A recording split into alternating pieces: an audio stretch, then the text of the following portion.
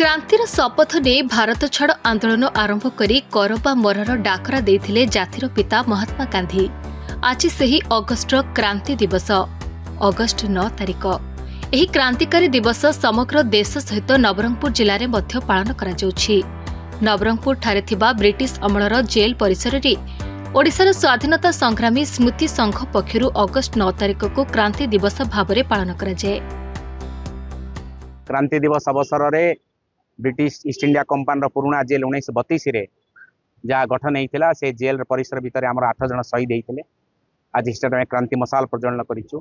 आम सदाबले दाबी करूँ ये जेल को एक राष्ट्रीय स्मारक रे परिणत करने आज माननीय जिलापाल आसी पहुंची एवं मशाल प्रज्वलन कर संध्या बेल को विधायक मंत्री सांसद आसबार कार्यक्रम अच्छी। समस्त संग्रामी शहीद परिवार दयाज आज पहुंची थे।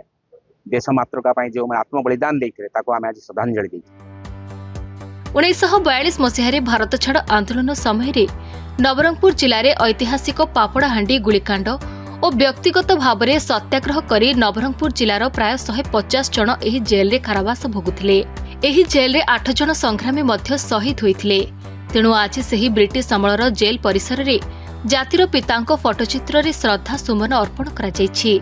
एही अवसर में सही जेल रे ब्रिटिश अत्याचारी रे प्राणबलि देथिबा 8 जन शहीद को मध्य भक्तिपूत श्रद्धांजलि ज्ञापन करा जायथिला।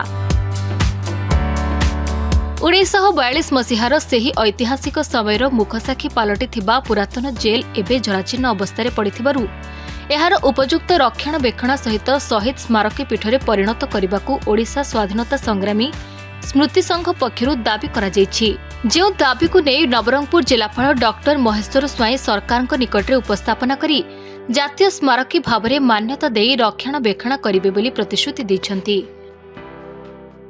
आप जानते आज अगस्ट क्रांति दिवस 1942 मसीहा अगस्ट मास 9 तारीख दिन जो भारत छाड़ आंदोलन जो आमर जो जातिर पिता महात्मा गांधी जो डाकर देते आज स्मरणीय करने से भारत छाड़ आंदोलन को स्मरणीय करने तो आज क्रांति दिवस सारा देश में पालन कराऊँच। तेणु देशपाई जो मैंने त्याग बलिदान देते त्याग को स्मरणीय करने आज आमर नवरंगपुर आज अगस्ट क्रांति दिवस पालन कराऊँच। तेणु आम आज समस्त उपस्थित होती श्रद्धांजलि देवाई।